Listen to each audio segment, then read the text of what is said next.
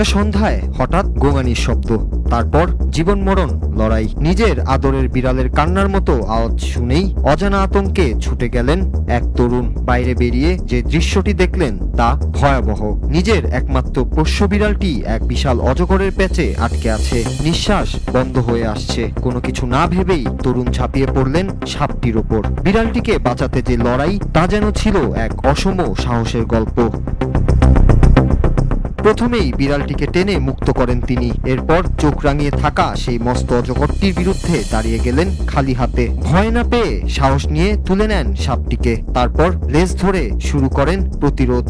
বারবার সিঁড়িতে আছাড় মারতে থাকেন। এই পুরো ঘটনার ভিডিও এখন ভাইরাল, যেখানে শেষে দেখা যায় সাপটি হার মেনে নিয়ে লেজ গুটিয়ে পালাচ্ছে।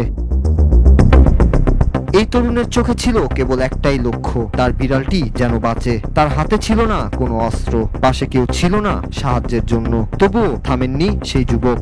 অজগরের শক্তি আর হিংস্রতাকে একা হাতে মোকাবেলা করে তিনি প্রমাণ করে দিয়েছেন, পোষা প্রাণীর প্রতি ভালোবাসা কখনো অবিশ্বাস্য সাহসের জন্ম দেয়। এই ঘটনাটি ঘটেছে চলতি বছরের জুন মাসে থাইল্যান্ডের একটি বাড়ির সামনে। বিড়ালটিকে উদ্ধার করার পর তরুণ সঙ্গে সঙ্গে সেটিকে নিয়ে যান পশু চিকিৎসকের কাছে।